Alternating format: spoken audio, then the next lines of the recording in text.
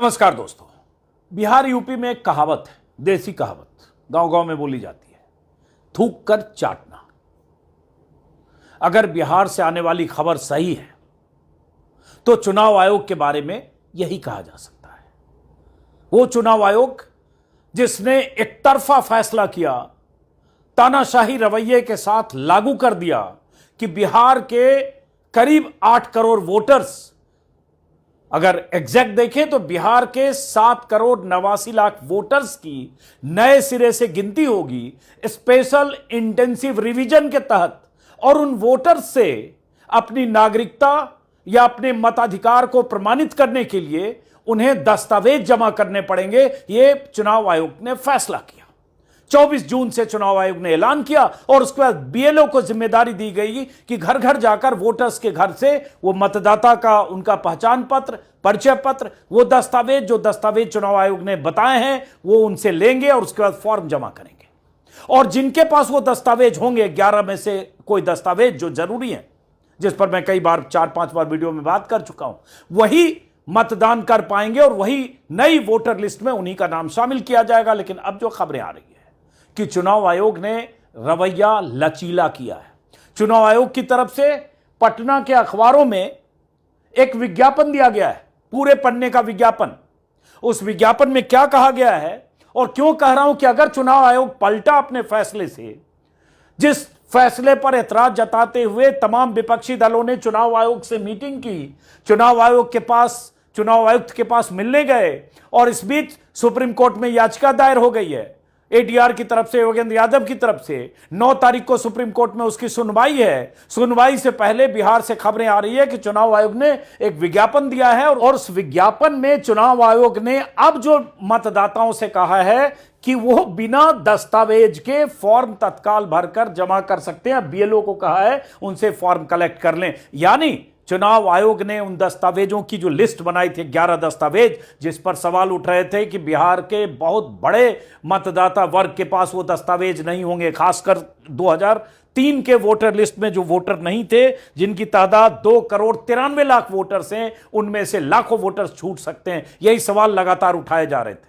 लेकिन आज जो चुनाव आयोग की तरफ से विज्ञापन दिया, अब इस विज्ञापन में जो कुछ कहा गया गौर से सुनिए, और इसी वीडियो में आपको कुछ वीडियो दिखाऊंगा कि बिहार में क्या पैनिक जैसी सिचुएशन है। और बीएलओ जिनकी जिम्मेदारी दी गई है घर घर पहुंचकर फॉर्म जमा करे, वो बीएलओ खुद कह रहे हैं, बहुत सारे बीएलओ, कि हमारे पास ही वो कागज नहीं है चुनाव आयोग जो जमा करने कह रहा है, तो क्या हम भी वोटर लिस्ट से हमारे नाम भी कटेंगे। तो चुनाव आयोग ने क्या किया है, ये आज के अखबार के विज्ञापन है। अब इस विज्ञापन में चुनाव आयोग की तरफ से कहा गया है कोई भी योग्य मतदाता न छूटे। मतदाता सूची में नाम बनाए रखने हेतु आज ही गणना प्रपत्र जमा करें। यदि वोटर कार्ड बना हुआ है तो भी गणना प्रपत्र भरना जरूरी है। लेकिन इंपॉर्टेंट क्या है, उस इंपॉर्टेंट जो बदलाव है जिसके आधार पर कह रहा हूं कि चुनाव आयोग क्या अपने फैसले से पलट रहा है। क्या चुनाव आयोग के इस तानाशाही रवैये, इस फैसले के विरोध में जो आवाज बुलंद हो रही थी विपक्षी दलों की तरफ से, सुप्रीम कोर्ट में जो याचिकाएं दायर की गई, क्या उसका असर है, या इसका असर है कि लगा कि लाखों लोग बिहार में हंगामा कर सकते हैं जिनके नाम छूटने वाले हैं। तो चुनाव आयोग की तरफ से कहा गया ऑफलाइन आवेदन, और उसके बाद गणना प्रपत्र बीएलओ से प्राप्त होते ही तत्काल भरकर आवश्यक दस्तावेज तथा फोटो के साथ बीएलओ को उपलब्ध करा दें। आवश्यक दस्तावेज तथा फोटो के साथ, पहला। दूसरा क्या है, यदि आवश्यक दस्तावेज तथा फोटो उपलब्ध न हो तो सिर्फ गणना प्रपत्र भरकर बीएलओ को उपलब्ध करा दे। मतलब है तो जमा कर दीजिए, नहीं है तो उसके बिना दे दीजिए, और नहीं है तो फोटो उपलब्ध नहीं है, अगर फोटो नहीं है तो भी दे दीजिए। मतलब ये जो दूसरी जानकारी है या दूसरी सूचना है, नोटिस है, जिसके मुताबिक अगर आपके पास कुछ नहीं है फॉर्म भरकर जमा कीजिए, फोटो नहीं है तो भी जमा कीजिए, कोई दस्तावेज नहीं है तो भी जमा कीजिए, लेकिन बीएलओ को जमा कीजिए।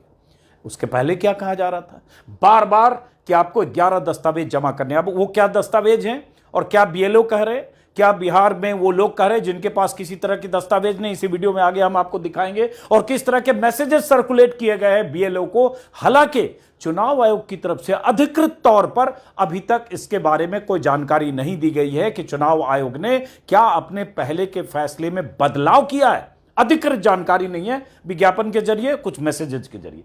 अब इसमें क्या क्या कहा गया